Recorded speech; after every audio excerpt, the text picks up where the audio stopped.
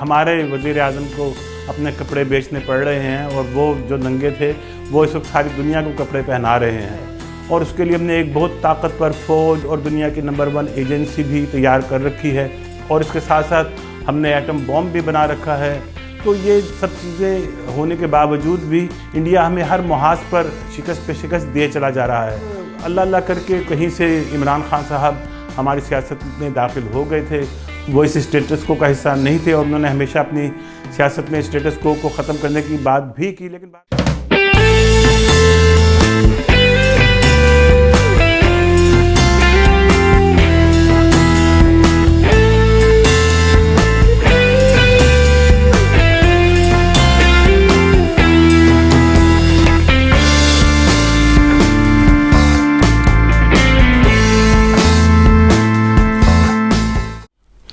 ناظرین، inner views and news میں خوش آمدید۔ ناظرین، آج ہم کچھ سیاست سے ہٹ کر کچھ روٹ کازز پر بات کریں گے کہ پاکستان کی تباہی کی جو وجوہات ہیں ان پر ہم بہت کم ہمارے ہاں بات کی جاتی ہے۔ ہمارے ہاں آپ نے دیکھا ہوگا کہ ہم سیاسی مسئلے مسائل میں ہی الجھے رہتے ہیں، کبھی ہم سیاستدانوں کو برا کہہ رہے ہوتے ہیں، کبھی ہم اپنی بیوروکریسی کو برا کہہ رہے ہوتے ہیں، اور سب سے بڑھ کر ہماری جو اسٹیبلشمنٹ ہے وہ تو خیر تمام برائیوں کی جڑ ہے ہی۔ تو ان چیزوں سے ذرا ہٹ کر ہمیں کچھ اب دیکھنا چاہیے کہ ہمارے ہاں یہ جو بگاڑ ہے اور یہ جو تباہی ہے اس کی روٹ کازز کیا ہیں۔ تو سب سے پہلے میں آپ کو لے چلوں گا 16 دسمبر 1971 میں، جب ہم نے ایک ننگی قوم کو اپنے آپ سے الگ کر دیا۔ کہنے کو تو وہ جو علیحدگی ہوئی تھی، ایک وار ہماری انڈیا کے ساتھ ہوئی تھی 1971 میں، جس کے نتیجے میں کہتے ہیں کہ سقوط ڈھاکہ ہو گیا، لیکن ایسا نہیں تھا۔ اس میں ہمارے ہی اپنے جو کرتوتیں تھیں وہ اس کی وجہ بنی، اور جب اس سے پہلے آپ نے سن رکھا ہوگا، کہیں آپ نے بلکہ پڑھ بھی رکھا ہوگا کہ 1963 میں ہی ایوب خان صاحب نے بڑا برملا یہ کہا تھا کہ مجھے ان بنگالیوں سے نجات دلاؤ۔ تو وہ تو پلان بہت شروع سے ہی تیار تھا کہ ہم نے ان بنگالیوں سے نجات حاصل کرنی ہے، اور جیسا میں نے آپ کو کہا کہ ان کو بیچاروں کو ننگا اور پتہ نہیں کیا کہا جاتا تھا، تو ان ننگوں نے 1971 میں وہ ہم سے الگ ہو گئے، یا بلکہ ہم نے الگ کر دیا، یا آپ جو بھی کہیں کہ اس میں جو طاقتیں بیرونی طاقتیں اس میں انوالو تھیں، لیکن وہ سب کیا دھرا ہمارا اپنا ہی تھا۔ تو وہ جو ننگے جب ہم سے الگ ہوئے اس وقت وہ ہم نے واقعی ان کو ننگا ہی کر رکھا تھا، لیکن آج وہ ننگے 50 سال کے بعد اگر آپ ان کے حالات دیکھیں تو اب ہمارے وزیر اعظم کو اپنے کپڑے بیچنے پڑ رہے ہیں، اور وہ جو ننگے تھے وہ اس وقت ساری دنیا کو کپڑے پہنا رہے ہیں۔ تو دیکھیں وقت کیسے بدل جاتا ہے، اور یہ کوئی ایسے جو میں نے بات آپ سے کی کہ اس میں تو ہمارے اپنے ہی جو کرتوت رہی ہیں وہ اس کی وجہ بنی کہ ہم اب بھی ہماری آنکھیں نہیں کھلتی۔ سقوط ڈھاکہ ہو گیا، ہماری آنکھیں تب بھی نہیں کھلیں، اس کے بعد بھی اب ہم وہی رویہ اپنائے ہوئے ہیں۔ آپ دیکھیں کہ پاکستان اپنے آپ کو کہنے کو تو انڈیا ہمارا سب سے بڑا دشمن ہے، اور اس کے لیے ہم نے ایک بہت طاقتور فوج اور دنیا کی نمبر 1 ایجنسی بھی تیار کر رکھی ہے، اور اس کے ساتھ ساتھ ہم نے ایٹم بم بھی بنا رکھا ہے۔ تو یہ سب چیزیں ہونے کے باوجود بھی انڈیا ہمیں ہر محاذ پر شکست پہ شکست دیے چلا جا رہا ہے۔ یہ صرف ایک میں آپ سے صرف جنگی محاذ کی بات نہیں کر رہا، بلکہ اکانومی میں، سفارتی محاذ پر، تمام جگہوں پر ہم اس کے سامنے بے بس نظر آتے ہیں۔ جبکہ اس وقت تو ہمارے جو جیسے میں نے کہا کہ دنیا کی سب سے بڑی نمبر 1 ایجنسی بھی ہمارے پاس ہے، اس کے ساتھ ساتھ ہماری جو سیکیورٹی کے ادارے ہیں انہوں نے فورن پالیسی تو بہت عرصہ پہلے ہی اس پر قبضہ جما لیا تھا۔ اس کے ساتھ ساتھ آپ دیکھتے ہیں کہ معاشی پالیسی پر بھی ہمیشہ ان کی دسترس رہی۔ اس کے ساتھ ساتھ ہماری جو منسٹری آف انفارمیشن ہے وہ بھی ان کا پارٹ ہے۔ تو یہ کیا وجہ ہے کہ پھر اس کے باوجود بھی ہم ہر محاذ پر ہندوستان سے شکست کھا رہے ہیں؟ اور یہ بہت سے ایسے محاذ ہیں جو ہمیں دکھائی دیتے ہیں، جیسے میں نے کہا کہ سفارتی محاذ ہے، معاشی ترقی میں آپ دیکھیں ہندوستان کہاں سے کہاں چلا گیا۔ اور جس طرح کہ ہم ہمیشہ سے دعوے سنتے آئے ہیں، وہ ان دعووں کی جو کلئی ہے وہ دیکھیں کہ کہاں کہاں وہ کھلتی دکھائی دیتی ہے۔ اب میں جو آج کا جو میرا موضوع ہے، میں آپ کو یہ بتانا چاہ رہا ہوں کہ پاکستان نے ان چیزوں کے اوپر نہ ہماری حکومتیں، اور حکومتیں بھی، میں چونکہ ابھی آپ کو یہ بتا رہا ہوں کہ حکومتیں تو ہماری یہ صرف مہرے ہی ہوتے ہیں ہماری اسٹیبلشمنٹ کے۔ آپ کو معلوم ہوگا کہ نواز شریف ہوں یا پہلے بے نظیر تھوڑی سی اینٹی اسٹیبلشمنٹ ہوا کرتی تھی، لیکن پھر انہوں نے جو اسٹیبلشمنٹ نے اپنا بندہ آصف زرداری، ان کے ساتھ شادی ہوئی، اور پھر اس کے بعد وہ آہستہ آہستہ آپ نے دیکھا ہوگا کہ لوگ یہ کہتے ہیں کہ آصف زرداری نے جتنا پیپلز پارٹی کو نقصان پہنچایا اتنا تو جنرل ضیاء اپنے 11 سالہ دور میں بھی نہیں پہنچا سکے تھے۔ تو یہ اس کی وجہ یہی تھی کہ وہ جو زرداری صاحب ہیں وہ بھی اسٹیبلشمنٹ ہی کی پروڈکٹ تھے، جس طرح آپ نے دیکھا کہ نواز شریف صاحب بھی اسٹیبلشمنٹ کی نرسری میں ہی پھلے پھولے۔ تو یہ لوگ تو انہی کے اشاروں پہ چلتے تھے، جس طرح کی پالیسیز وہ کہتے تھے کہ انڈیا کے آگے گھٹنے ٹیک دو، یہ گھٹنے ٹیک دیتے تھے۔ وہ کہتے تھے کہ انڈیا کو آنکھیں دکھاؤ، یہ آنکھیں دکھانا شروع کر دیتے تھے۔ تو ان کی ایز سچ اپنا تو کوئی ویژن تھا ہی نہیں۔ تو ایک اللہ اللہ کر کے کچھ کہیں سے عمران خان صاحب ہماری سیاست میں داخل ہو گئے تھے۔ وہ اس اسٹیٹس کو کا حصہ نہیں تھے، اور انہوں نے ہمیشہ اپنی سیاست میں اسٹیٹس کو ختم کرنے کی بات بھی کی، لیکن بہرحال وہ بھی جب سیاست میں آئے تو ان کو پھر حکومت حاصل کرنے کے لیے بہت سے کمپرومائزز کرنے پڑے، جس کی وجہ سے ہم دیکھتے ہیں کہ 3.5 سال جو ان کا دور حکومت رہا اس میں بہت سے اچھے کام ہوئے، لیکن اس میں بھی وہ مکمل طور پر چونکہ ان کو ایک لنگڑی لولی حکومت دی گئی تھی، تو وہ اس طرح کے جو ہمارے ہاں ریفارمز ہونے چاہیے تھے یا جو ہمارے قانون سازی ہونی چاہیے تھی وہ اپنے دور حکومت میں نہیں کر سکے۔ اور جیسے میں نے آپ کو کہا کہ چونکہ ان کو ایک لنگڑی لولی حکومت دے دی گئی، اتحادی وہ جو اسٹیبلشمنٹ ہی کے بنائے ہوئے تھے وہ انہی کی لائن ٹو کیا کرتے تھے، جیسے ان کو جس طرح کی ہدایات ملا کرتی تھیں۔ تو یہ چیزیں ہم نے دیکھی، اور اس کے بعد آخر ہم نے دیکھا کہ وہ حکومت عمران خان صاحب کی ختم ہو گئی، اور ایک امریکن نواز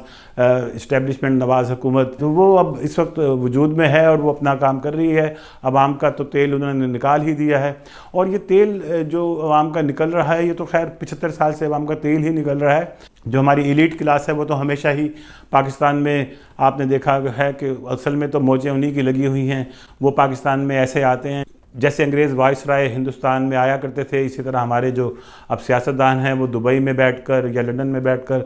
سیاست کرتے ہیں، اور جب وہ دیکھتے ہیں کہ اب لائن کلیئر ہے تو وہ پاکستان میں ایک وائس رائے کی طرح آتے ہیں، ہم پر حکومت کرتے ہیں، پیسہ بناتے ہیں، وہ لے کر جا کر دبئی اور امریکہ اور برطانیہ جیسی جگہوں پر جائیدادیں خریدتے ہیں، اور اس کے ساتھ وہ سارا جو ہمارا پیسہ ہے وہ بھی باہر ٹرانسفر ہو جاتا ہے۔ تو میں جو بتانا چاہ رہا تھا کہ عمران خان صاحب نے کی حکومت میں انہوں نے کافی کمپرومائز ان کو کرنے پڑے، لیکن ان کا جو ایک سب سے بڑا میں سمجھتا ہوں کہ ایک اہم کام، وہ بہت سارے انہوں نے کام کیے، جس میں آپ دیکھتے ہیں کہ کسان کارڈ، ہیلتھ کارڈ، اور اس کے ساتھ خاص پروگرام ان کا بہت زبردست پروگرام تھا۔ کورونا کو انہوں نے جس طرح پاکستان میں مینج کیا، اس کے اوپر ساری دنیا میں ان کی تعریف کی گئی، لیکن اس کے ساتھ وہ جو ایک بڑا کام کر رہے تھے وہ پاکستان میں ڈیمز بنانے کے اوپر کام کر رہے تھے، اور اب جو ہماری حکومت آئی ہے اس نے ان ڈیمز پہ کام روک دیا ہوا ہے۔ اور آپ یہ سمجھ لیں کہ یہ جو ڈیمز ہیں یہ ہماری شہر رگ ہیں۔ اس وقت ہم اپنی گلی کی نالیاں، اپنی سڑکیں، اپنے جو ممبرز اسمبلی ہوتے ہیں ان سے پکی کروانے کے لیے ہر وقت پریشان رہتے ہیں، لیکن ہم جو اصل جو ہماری شہر رگ ہے، جو اگر وہ کاٹ دی گئی، جو کہ ہمارا جو پانی کا جو آپ سمجھ لیں کہ سورس ہے، اگر وہ کٹ گیا تو پھر ہم تو بھوکے پیاسے مر جائیں گے۔ ہماری زراعت جو ہے اس کا سارا دار و مدار پانی کے اوپر ہے۔ ہمارے ہاں ڈیمز بنتے رہتے، جس طرح ہندوستان نے ڈیمز بنائے ہیں، اگر ہم بھی اسی طرح کام کرتے رہتے تو آج ہمارے ہاں یہ جو انرجی کا کرائسس ایک کھڑا ہو گیا ہے۔ ہمارے ہاں آپ دیکھ رہے ہیں کہ زراعت کے اندر ہم جو کہا کرتے تھے کہ ہم ایک زرعی ملک ہیں، ہمارے 70% لوگوں کا جو ذریعہ معاش تھا وہ زراعت کے ساتھ منسلک تھا، تو اب آپ دیکھیں کہ کس طرح ہم لوگوں کے آگے گندم کے لیے اب ہم در بدر پھر رہے ہیں کہ کہاں سے ہمیں سستی گندم ملے گی۔ اب وہی بات جو میں آپ کو بنگلہ دیش کی بات کر رہا تھا، ان لوگوں نے دیکھیں کہ ہم حالانکہ وہاں پر ان کے ہاں زراعت نہیں اتنی زیادہ نہیں ہے۔ وہ جس زمانے میں پاکستان کے ساتھ ہوا کرتے تھے اس وقت ایک پٹسن جس کو جوٹ کہتے ہیں وہ ایک صرف وہاں پر ہوا کرتی تھی۔ اس کے بارے میں بھی شیخ مجیب نے کہا تھا کہ مجھے اسلام آباد کی سڑکوں سے پٹسن کی خوشبو آتی ہے۔ لیکن انہوں نے اپنی دوسری چیزوں کے اندر، انہوں نے اپنی سروسز سیکٹر کے اندر، انہوں نے جو ریڈی میڈ گارمنٹس ہیں اس کے اوپر انہوں نے کام کیا، اور اس وقت وہ دنیا کے اوپر سچی بات ہے کہ وہ چھائے ہوئے ہیں۔ تو یہ چیزیں ہم لوگوں نے صرف جو ہم ہمیشہ سے ایک امپورٹ کی مارکیٹ بنے رہے، ہم نے دیکھا کہ ہمارے پاس تو دانے بہت ہیں، ہم تو کھانے پینے میں خود کفیل ہیں، تو ہمیں کیا ضرورت ہے کچھ اور انڈسٹری لگانے کی اور کسی اور طرف جانے کی۔ اور سب سے بڑی بات یہ کہ جو ہماری زراعت تھی، ہم نے اس کو جو چیز چاہیے تھی پانی، اس کے اوپر بھی ہم نے کام نہیں کیا، ہم نے ڈیمز نہیں بنائے۔ تو میں سمجھتا ہوں کہ عمران خان صاحب کے خلاف جو سازش ہوئی وہ تو ایک جو یہ صرف باتیں کہنے کی ہیں کہ انہوں نے ایبسولوٹلی نوٹ کہا تو اس وجہ سے ان کو امریکہ ان سے ناراض تھا، ایسی بات نہیں تھی۔ امریکہ اس وجہ سے ان سے ناراض تھا کہ وہ پاکستان میں ریسورسز پیدا کر رہے تھے، بلکہ ریسورسز تو پاکستان میں اللہ کا شکر ہے کہ قدرت نے بہت مہیا کیے ہوئے، ان ریسورسز کو ایکسپلائٹ کرنے کے لیے ڈیمز بنانا چاہ رہے تھے۔ آپ سمجھ سکتے ہیں کہ اگر ڈیمز بنتے اور بن جائیں تو پاکستان کی زراعت کتنی اس سے ترقی کرے گی۔ ہمارا جو بجلی کا جو ایک بہت بڑا مسئلہ ہے، ہم آپ کو معلوم ہے کہ ہم امپورٹڈ فیول پر اپنے بجلی گھر چلا رہے ہیں، تو اگر ہم وہی ڈیمز بنائیں اور وہ ڈیمز پھر بجلی بھی پیدا کریں تو وہ ہمارے لیے کتنی سستی بجلی پیدا ہو سکتی ہے، اور یہ جو بجلی کا کرائسس ہے یہ ہمارے ملک سے ختم ہو سکتا ہے۔ اس کے ساتھ ساتھ آپ کو معلوم ہے کہ جب ہم باہر سے فیول امپورٹ کرتے ہیں اپنے بجلی گھر چلانے کے لیے تو وہ ہمارا امپورٹ بل اس سے کتنا اس سے بڑھتا ہے، جس سے ہمارے پاس ڈالرز کی اور فورن ریزروز کی کمی ہم دیکھتے ہیں۔ تو آپ یہ دیکھیں کہ ہندوستان مسلسل ہمارے جو دریا ہیں، دریائے سندھ ہے، دریائے جہلم ہے، دریائے چناب ہے، ان کے اوپر مسلسل وہ ڈیمز بنا رہا ہے۔ یہ سب جو چیزیں ہیں ان پہ ہم لوگوں کو آواز اٹھانی چاہیے۔ ہم لوگ، ہمارا میڈیا جو ہے، وہی میں نے جیسے کہا کہ ہم صرف سیاسی باتیں کرتے رہتے ہیں، جو ہماری جو اصل شہر ہے، جو ہماری جس پہ زندگی کے آنے والی ہماری نسلوں کی زندگی کا دار و مدار ہے، ہم ان چیزوں کو بالکل بھولے بیٹھے ہیں، ہم بالکل سو رہے ہیں، اور ہماری حکومت، ہماری اسٹیبلشمنٹ، یہ سب بھی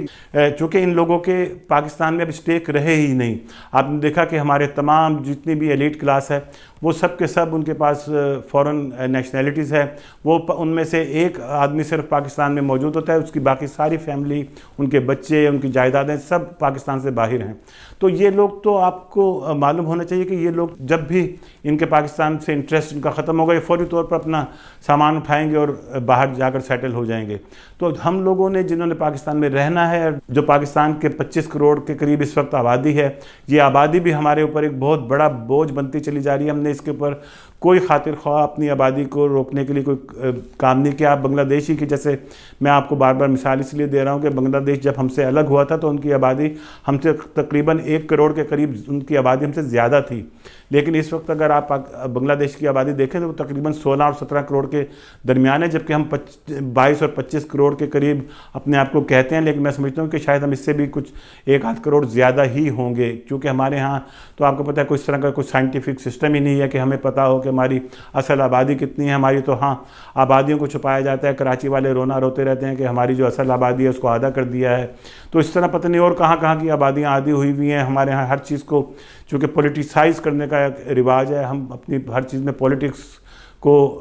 لے آتے ہیں، تو یہ چیزیں ہمیں دیکھنا ہوں گی۔ ہمیں اپنے جو ڈیمز ہیں ان پر کام کرنا ہوگا۔ ہندوستان مسلسل ہمارے جو دریا ہیں، جو ہمارے حصے کے جو دریا ہیں، ان کے اوپر ڈیمز بنا رہا ہے۔ پاکستان ایک آدھ دفعہ اپنا case international court of justice میں لے کر بھی گیا، لیکن وہ شاید ان کو صحیح طرح کنونس نہیں کر سکے، صحیح طرح ہمارا جو کیس ہے صحیح طرح وہاں پہ پلیڈ نہیں کیا گیا، اس وجہ سے ہم وہ کیسز بھی ہارتے چلے جا رہے ہیں۔ تو پاکستان کو چاہیے کہ یہ اس چیز پر، ان ساری چیزوں پر توجہ دے۔ ہمیں انڈیا کو ایک طرف سے ہمارے دریاؤں پر ڈیمز بنانے سے روکنا ہوگا، اور ہمیں اپنے دریاؤں پر ڈیمز بنانے ہوں گے، کیونکہ یہی ہماری سروائیول کے لیے اس وقت بہت ہی اہم ہے۔ آپ لوگ میری آواز کے ساتھ اپنی آواز ملائیے۔ اگر آپ کو ویڈیو پسند آئی ہو تو اس کو شیئر کیجئے، میرے چینل کو سبسکرائب کیجئے۔ خدا آپ کا حامی و ناصر ہو۔ پاکستان زندہ باد۔